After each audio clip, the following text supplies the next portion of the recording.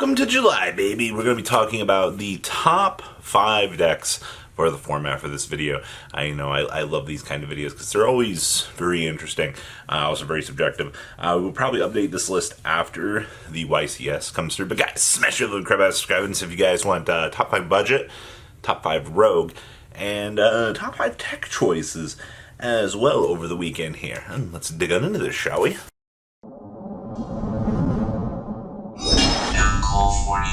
Number 1 on our list here is going to be Invoked. So after the ban list came through, nothing kind of really happened to Invoked. Now, you can argue that there are a lot of other 1-card engines in today's format. Well, there are, obviously. A lot of those 1-card engines make or break things, but one thing has been always the same. Normal Summon Outlaster, the Invoker, has always kind of been the same broken engine that it's always been. So what's really changed for this deck to still leave it in the top 5? So Super Poly's viability, this format, has kind of dropped a little bit. And when I say dropped, it's not as useful as it once was. Who would have guessed? When you have decks that exist in the format that aren't, light or dark, your elements kind of weaken a little bit. I mean, heck, the wind element for this deck is literally Raijin. Alright, so if you got something like Earth, you have, access to a vanilla monster at that point. So in terms of, long-term viability, your strengths are just that. They resolve around light and dark. And you can continue to see the light and dark matchups, you'll be fine. But less of a strength on Super Poly right now in this format.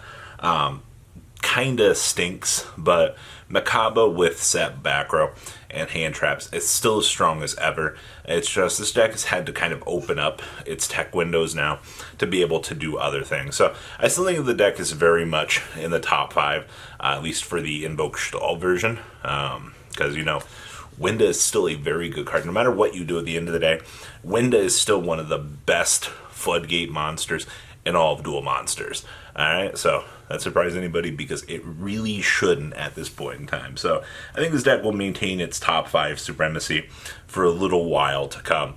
Alright, so that's the boring stuff. Well, we're not done with the boring stuff. Number 2 here is LBLitch. So at the end of the day here, I think that LBLitch will still be a top 5 dominator. You're like, wait a minute, Robbie. You can't just say that LBLitch and Invoked are both top. Yeah, well, when you look at the rest of the meta, they kind of are. So here's the cool thing right now with LBLitch. Inspector Border with a whole bunch of trap cards, still really good. And the cool thing is, if Tri-Brigade kind of starts to come back up into the upper tiers, that's not necessarily a bad thing. Now remember, this top 5 is in no particular order, at least for today's video. It's just, there's so much weird stuff here. So you have the Zombie World variant, then you have the Stun variant for LBLitch. So Zombie World variant, you know what it does. It's like Goldblum, Boulder Drock, and Friends. Alright, we know why that's good, right? Boulder Drock's a heck of a card. Okay, well that's easy. The other variant's like Inspector Border with 3 Golden Lords. What is it, 28 traps or something like that? Maybe 10 spells. And you're like, well, yeah, I understand where that wins. So when you pull both of these heavy hitters together and go to 2 extremes, of course they're both going to compete. Also, yeah, LBLitch isn't as viable as it used to, but when you can kind of round things out with more of these rogue matchup picks, Normal Summon Inspector Border set 4 to 5, that's where I bring up the point of that's why this deck wins, right? It's Inspector Border. So all things considered, I think going forward, yeah, at least the border version of this deck will be something to kind of keep an eye on. It's definitely weaker than Invoked as a deck. I really wish that I could say that it's a whole lot better than that, but honestly, at the end of the day, it still maintains its powerhouse at a number 2 spot in the format. So definitely something to consider there. Number 3 on our list here is Drytron, and this shouldn't be any surprise to anybody here, considering that Drytron was projected to be the best deck of the format because the deck's boards have the highest ceiling. So the boards that are scariest to me are literally the ones that end on IP. What is it? Sometimes you'll see an Apollosa. It's usually Herald, IP. Mubeta usually gets used for something, but it's usually a combination of 4 to 5 really good monsters with a full graveyard loaded up for them to recur for the next turn. And that doesn't seem like it wouldn't be the best deck to everybody. Well, come to find out, Dark Ruler No More is a heck of a card, and evidently Dark Ruler No More breaks this deck so many times over. Huh, that's weird. So, why didn't this ever happen in any other format? Well, evidently, with Psycho Reader running around in the format, Psycho Reader just ruins this deck's day. Also, I don't think that this deck evidently has the consistency to pump those boards out all the time. It just happens to me that I happen to deal with the biggest boards in history, and it's great. Oh man, isn't it great to be a victim of, variance? But at the end of the day, I still put this deck in the top 1 category because consistency, the ability to set up one of the biggest boards in the room, and really, it can play against any hand trap. It just so happens that, Psycho Reader plus Nibiru is usually pretty much a nail in the coffin for this deck.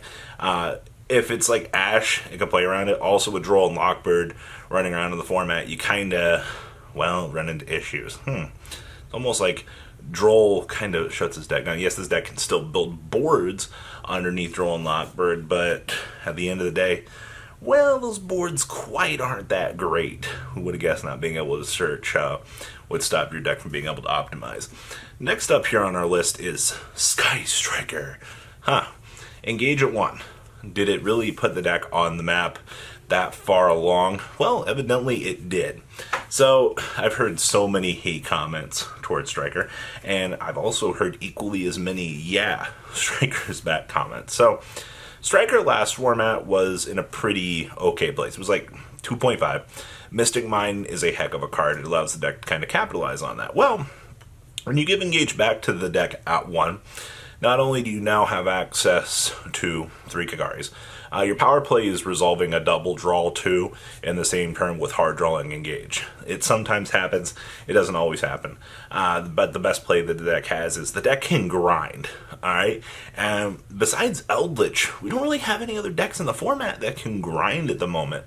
So the biggest complaint with Striker is, oh no, the deck has a toolbox. Oh no, the deck can grind. The deck also loses to Imperial Order and anything else in the format that can grind it. Also, it's got an access toolbox to steal the opponent's monster and go. The deck also loses to Herald with 4 negates. Yeah, been there, done that. But at the end of the day, Engage is back. It definitely moved the deck up. I would almost say that Striker, if it isn't truly tier 1, it would be at 1.5, but it is definitely the power deck in the room at the end of the day. And quite honestly, it's awesome, man. I'm so glad to have my baby back. But there's nothing else really too much to say about Striker. Shark Cannon and Widowmankers are what truly make the deck such a powerhouse in today's formats. Because when the balance was made, it really knocked out the ceiling on the other decks here, which definitely allowed for more variance and things to kind of show up into the format, which I think is a good thing, all things considered. And the last tier 1 deck here, based on PPG results, is actually going to be Virtual World.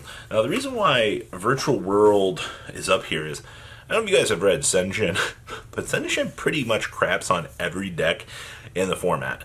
Shenshin plus a Chuchi is literally easy. Now, Virtual World's greatest weakness has always been itself. And trust me, this deck will brick. Oh, you'll be building a house with those bricks. But this deck can navigate under a lot of the modern day hand traps. A lot of people, ever since the deck got hit, just don't know how to play against it either. So one big advantage that this deck has going for it is, if nobody in the room knows what the heck they're doing against it, then that means that the deck gets better, right? That's how that works. Also, like I said, you have consistency and you play against yourself. As long as you can make Senshin with like Chuchi, you're in a pretty decent position. The other upside is Kaliga plus Crystal Wing is very good. You also get access to make Dragoons. Not every build is playing Dragoons. I mean, I guess to be fair, not every build's playing Kaliga, but I did see one build that was playing Dragoon, one build that was playing Kaliga, one build that was playing both. So, I mean, as of this moment in time, you've got access to whatever toolbox that you want to mess around with for the deck, but the deck is definitely a top 5 contender for sure at the moment. We'll see if these results hold up through the YCS, But from where we're sitting right now, the way that the format's shaping up, this would appear to be the top 5. Honestly, I still think that Drytron, in terms of power ceiling, is Dragon Link right now. Those boards are as impressive as Dragon Links at the end of the day. I think going forward, we'll probably continue to see the Drytron almost be comparable to Dragon Link at the end of the day. So we'll see how well that holds up. So guys, what do you think? Please leave a comment down below. Tell me what you guys think. Smash that little crap out, subscribe button. Smash it! So you guys don't miss out on more awesome content. And I'll see your beautiful faces back here later on the day of some more cool awesome content. Peace out, guys. Thank you, patrons, for making the ride never truly end. Without you guys' support, well, I would probably be doing Truffle Shuffle videos for a living. Guys, please check out VanCool40 for all of your Cardfight Vanguard content brought to you by MCool40. And if you are looking to pick up singles, check out mcoolgames.com for your trading card game needs. Thanks for watching, everybody.